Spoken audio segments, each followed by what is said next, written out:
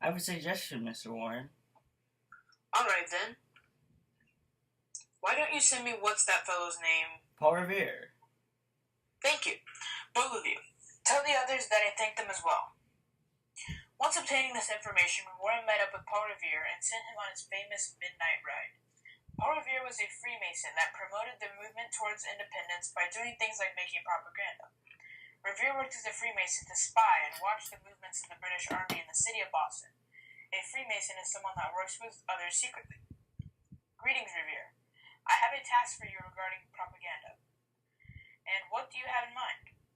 I would like you to make a few pieces that will make our fellow colonists have even more hatred toward the British. Paul Revere continues working on his propaganda in his house. Here is a drawing of British ships landing troops on our land to show our citizens that they are the enemy. This one portrays the Boston Massacre.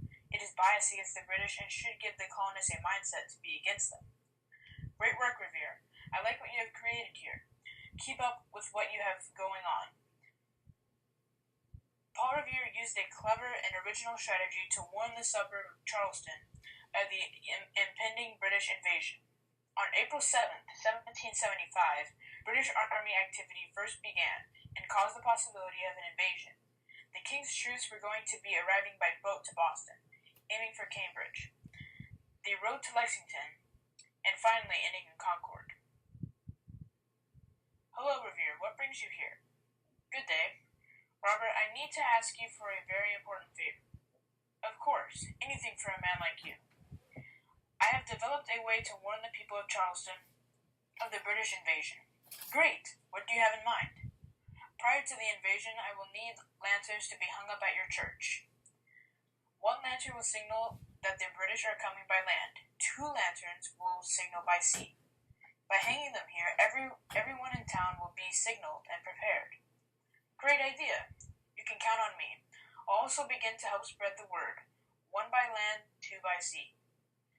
April 18th, 1775, Joseph Warren sent Paul Revere to warn the Massachusetts Congress of the British troops invading.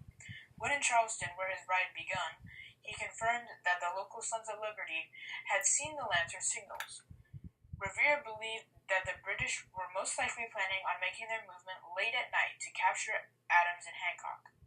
Revere arrived at Adams's and Hancock's house in Lexington at midnight to warn them of the news. There, Robert hung the 2 lanterns to warn the citizens of Charleston of the invasion by sea. Oh boy, the British should be rowing in across the Charleston River very shortly. Revere runs to his boat by a dock on the Charleston River. Sir, what do you think you're doing? You can't go out in the river now. I think the British are coming. Thanks for the warning, sir. I need to fulfill my duty. I have been sent by Joseph Warren to warn the Massachusetts Congress in Lexington of the British troops invading. Good luck to you, sir. It's a great deed you are doing. Revere hops in his boat and begins to row across the river. There, some British boats moving in. I better pick up the pace if I want to slip past them. Revere reaches shore, sees a man with a horse, and begins to walk toward him. Hello, sir. Staying safe from the British? Of course, sir. How may I help you? I am Paul Revere. I have been sent by Joseph Warren to warn the Massachusetts Congress in Lexington of the British troops invading. Well, you better get moving. Here, borrow my horse. Thank you so much. You are a great man. Won't forget you. Revere continues his ride by horse to Lexington. Oh, there are some British patrols down that way. I better continue this way. Yeah. Paul Revere continues his ride as he goes through the town of Medford and warns people of the British invasion. The British are coming. The British are coming. Paul Revere arrives at Adams's and Hancock's house in Lexington at midnight to warn them of the news. He bursts through the door and begins to run upstairs to find Adams and Hancock. Sir, what is the rush? You need to stop making so much noise. Noise? You will have enough noise before long. The regulars are coming out. Oh dear. Well, Adams and Hancock are in the other room.